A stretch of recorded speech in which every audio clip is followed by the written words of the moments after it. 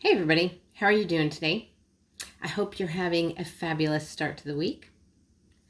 Today we are going to talk about change, or rather, our response to change. I mean, look at these last few years. There has been a plethora of change, no lack in change, right? We've had COVID, which of course then changed our lives to staying inside and put even more of our lives online, right? We've had a presidential election. We've had, along with COVID, all kinds of myriad of health experiences, right? Maybe you've had kids moving out. Maybe you've had family moving in. Maybe you've gotten married, had children of your own. Maybe you've gotten divorced. Maybe you've changed jobs or schools. So many opportunities for life to change, right? So, what is your reaction to change?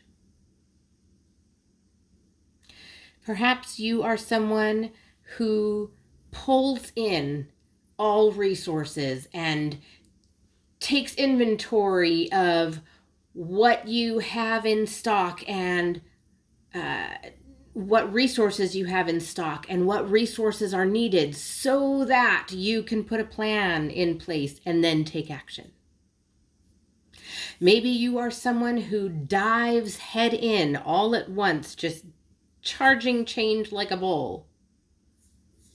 Maybe you panic with change or laugh at change and just everything makes you laugh because that's your stress relief. I certainly react that way with certain changes. Maybe you become irritable or even incredulous, like, whatever, I'm not doing that. Maybe your personal habits change, whether it be sleeping more or less, eating more or less, or exercising more or less. I certainly change my personal habits depending on the change, right? How do you react to change? Perhaps there's more people in your household than just you, and maybe everyone reacts differently. There's nothing wrong with that. The point is to know how to respond in a healthy way to change. And there's two really big things you can do to help make sure that happens, to help make sure that you have a healthy response, right? Not everyone around you has to react the same. You certainly don't have to have the same reaction as those around you. Everybody has their own reaction to change. One thing you can do to make sure it's a healthy reaction is to be aware of your response. I know in my household, all of us react differently, right? I have one daughter who will just let the tears flow. She is a river of tears when change is going on, when stress is happening. She will just let the tears go, and then she's okay, and she can move on and take the next step. I have another daughter who holds it all in, and or she might explode and blow up in everybody's faces, or have migraines, any number of those kinds of reactions, right? I have a husband who he's the let's pool all our resources, take stock of what we have, figure out what resources are needed, bridge the gap between what we have and what's needed. and then make a plan and move forward. Sometimes I'm that way. Sometimes I'm the let's charge the problem like a bull and just dive in head first. Here's what clearly needs to be done. Let's go do it to get it done. And then we can take stock of where everybody lands after that, right? All myriad of different reactions in my household. But if we are all aware of how we are reacting, one, if it's not a healthy reaction, then being aware of it will allow you to change your reaction or deal with it in a healthy way, right?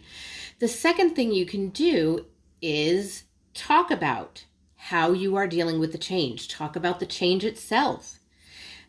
And you can find anyone to talk to. It can be your spouse or partner. It can be a friend. It can be a coworker or a pastor. It can be a counselor. If you have no one around you, journal about it. Pray about it. All those things are a healthy way to process the change that is happening and your reaction to the change. Not dealing with the change is really the only unhealthy thing. Even if you have an unhealthy way of dealing with change, right? Maybe your body just gets sick. Maybe you sleep less or eat more or any number of things that can be a negative reaction. Even if you have one of those, if you can discuss it with someone and process how you're changing and find a healthy way to then deal with it, in the end, it can be beneficial, right? Or, it's sometimes reactions are just reactions. And yeah, it may be unhealthy, but sometimes there's nothing we can do about that. That's just the way our body reacts, right? So even then, processing the change, processing how you are dealing with the change can make it healthy in the end. Okay, so that's what I'm trying to get at. So those two things make it very helpful. By not dealing with it at all, by not processing it at all, that inhibits our growth. It inhibits our growth as a person. It inhibits our growth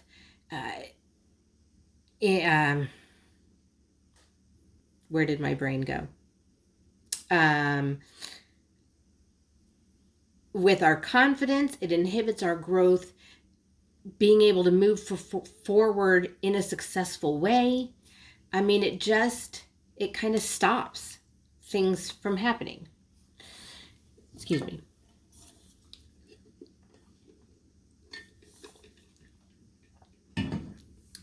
So find some way to process change. Find some way to process how you are dealing with the change. Become aware of your response. Really, that's it. If this was a topic that hit home for you, if it was helpful, please give me a like. If you know someone right off the top of your head that needs to hear this, share this video with them. I will, comment below the stress reactions you tend to have, or if there's a big change going on. Go ahead and give short comment, 1 to 3 word phrase of, oh, this is happening, here's my reaction. Let that be a kickoff for your processing. And of course, subscribe to these videos so that you don't miss a beat in the growth of your confidence, in the growth of your success. And I will see you later this week. Have a great one.